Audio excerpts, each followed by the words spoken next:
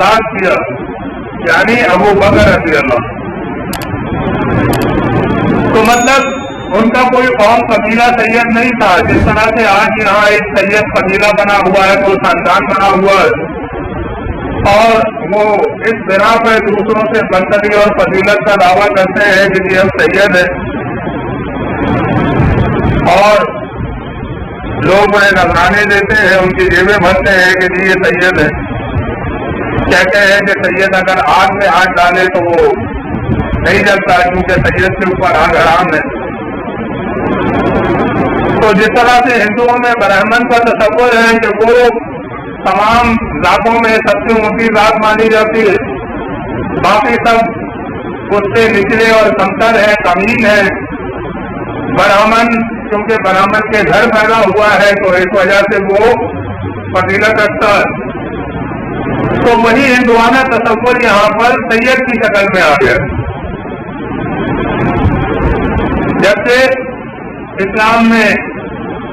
حسب نسب، قبیلے، قوم، علاقے، زبان، رنگ کی بنا پر کوئی فضیلت کا تصور ہرگز نہیں۔ یہ جاہلیت کے تصورات ہیں جو کلمہ پڑھنے والوں کی اکثریت نے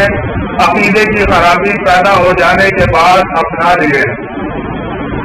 تو بہرحال ان بنی اسرائیل کے تاریخ کے جو واقعات اللہ تعالیٰ نے سورہ بقرہ میں بیان فرمائے، ان میں ایک واقعے میں اللہ تعالیٰ نے یہ بتایا کہ بنی اسرائیل کو اللہ تعالیٰ نے ایک موقع پہ حکم دیا تھا ایک گائے کے ذبح کرنے کا۔ بقرہ عربی میں گائے کو کہتے ہیں۔ تو حکم سیدھا سادہ تھا، ایک شخص قتل ہو گیا تھا، قاتل کا پتہ نہیں چل رہا تھا، ایک دوسرے کے اوپر الزام ٹھوکنے کی کوشش کی جا رہی تھی۔ تو اللہ تعالیٰ نے قاتل کو ظاہر کرنے کے لیے یہ حکم دیا کہ ایک گائے کو ذبح کرو۔ موسیٰ علیہ السلام نے بنی اسرائیل کو کہا کہ ان اللہ یامرکم ان تذبحوا بقرہ، اللہ تعالیٰ تمہیں حکم دیتا ہے کہ ایک گائے کو ذبح کرو۔ سیدھا سادہ سا حکم تھا، کوئی بھی گائے کو ذبح کر دیتے اللہ کے حکم کی تعمیل ہو جاتی۔ لیکن انہوں نے اس میں کتنی حجتیں نکالی، انہوں نے کہا کہ اے موسیٰ ہماری سمجھ میں نہیں آ رہا ہے کون سی گائے ذبح کریں، اللہ سے پوچھو اس کا رنگ کیسا ہو۔ موسیٰ علیہ السلام نے اللہ سے پوچھا اور پھر یہ بتایا ان کو کہ اللہ تعالیٰ یہ کہتا ہے کہ وہ گائے زرد رنگ کی شوق ہونی چاہیے، باقی لونہا تسر الناظرین، دیکھ کر ہی خوش ہو جائے، عمدہ، بہترین، چمکیلی، 10 سال والی گائے۔ انہوں نے کہا کہ اچھا یہ بات تو کلیئر ہو گئی، ایک اور بات اللہ سے پوچھ کے آپ بتا دو کہ وہ کس طرح کی ہونی چاہیے گائے، اس کی کوئی کیا خصوصیات ہونی چاہیے۔ موسیٰ علیہ السلام نے اللہ تعالیٰ سے پوچھ کر انہیں یہ بھی بتا دیا کہ وہ گائے کھیتی باڑی میں استعمال نہیں ہوئی ہو اور نہ بالکل بچیا ہو اور نہ ہی بوڑھی گائے ہو، جوان گائے ہو درمیانی عمر کی۔ اور اب جو اللہ حکم دے رہا ہے وہ کرو۔ انہوں نے کہا کہ نہیں، ایک اور بات ابھی باقی ہے، اللہ سے پوچھ کر بتائیں کہ وہ کس طرح کی گائے ہونی چاہیے اور بالکل کلیئر ہو۔ تو موسیٰ علیہ السلام نے اللہ سے پوچھ کر ان کو یہ بتا دیا کہ وہ گائے بالکل بے عیب ہو، سینگ بالکل صحیح ہو، کھال کے اوپر کوئی داغ نہ ہو، صحیح چلتی ہو، صحیح اس کی آنکھیں ہو، صحیح جو ہے جسامت ہو، اور مسلمت لا شیۃ فیہا، بالکل تندرست صحت مند گائے ہونی چاہیے۔ تو پھر اللہ نے فرمایا کہ انہوں نے یہ کہا کہ فقالوا لانا جئت بالحق، اب آپ نے بالکل صحیح بات بتا دی ہے، اب گائے کے ذبح کیے بغیر چارہ نہیں ہے۔ فذبحوها وما كانوا يفعلون، اللہ نے فرمایا کہ گائے کو انہوں نے ذبح کر تو دیا لیکن وہ ایسا کرنے والے نظر نہیں آ رہے۔ جس طرح سے وہ حجتیں نکال رہے تھے، اس میں نیک نکال رہے تھے، ان کا جی نہیں چاہ رہا۔ وجہ کیا تھی کہ جب موسیٰ علیہ السلام بنی اسرائیل کو لے کر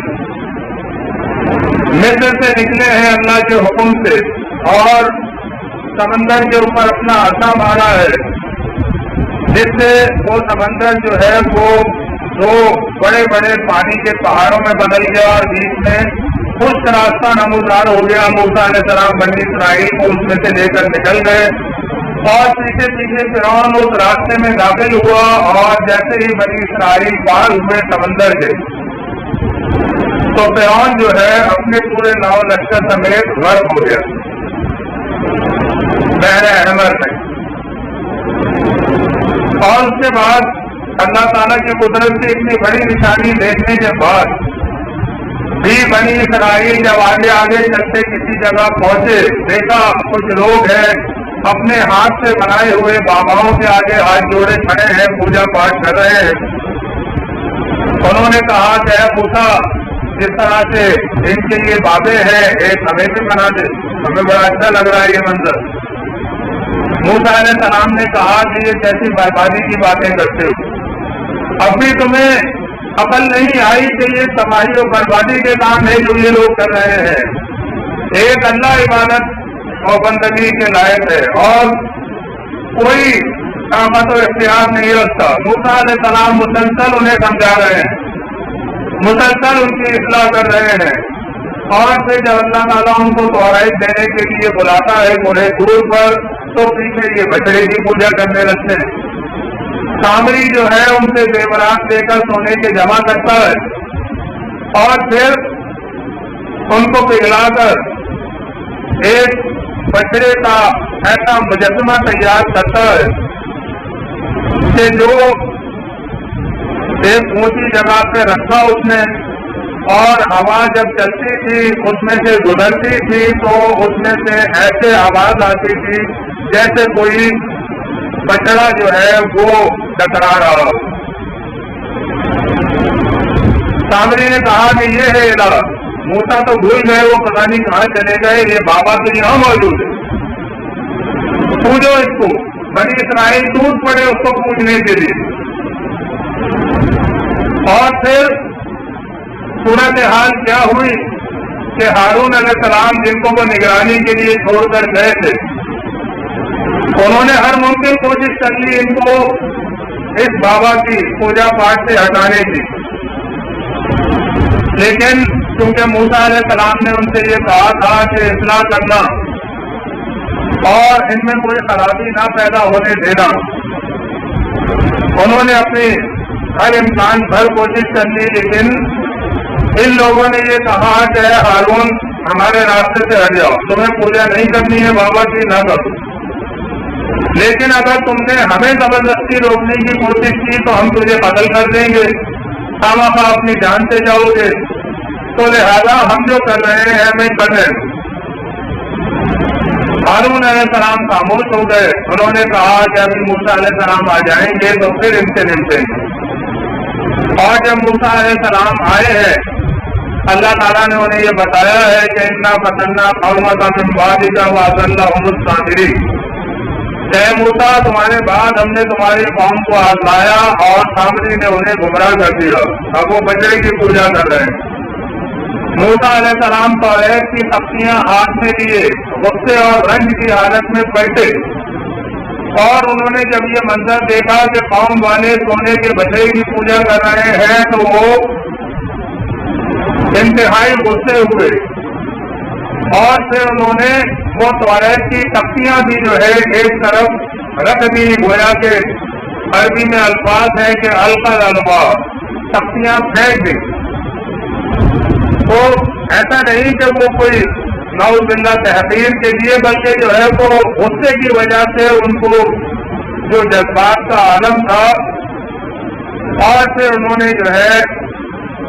پہلے تو اپنے بھائی ہارون کے بال پکڑے، داڑھی پکڑی، سر کے بال پکڑے، اور کہا کہ ہارون تم نے ان کو روکا کیوں نہیں؟ ہارون علیہ السلام نے کہا کہ اے میرے بھائی، میں نے تو انہیں روکا تھا لیکن یہ مجھے قتل کرنے پر تل گئے، تو میں نے کہا کہ آپ کا انتظار کر لوں، کہیں ایسا نہ ہو کہ آپ یہ کہیں کہ بنی اسرائیل میں تو نے تفرقہ ڈال دیا، میرا انتظار نہ کیا، تو لہذا آپ کے انتظار کے لیے میں رک گیا۔ اور اس کے بعد موسیٰ علیہ السلام نے پھر سامری کی خبر لی۔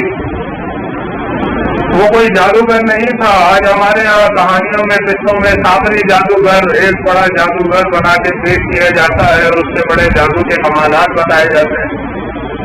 نام اس کا کچھ اور تھا، سامرا شہر کا رہنے والا تھا، اس وجہ سے سامری،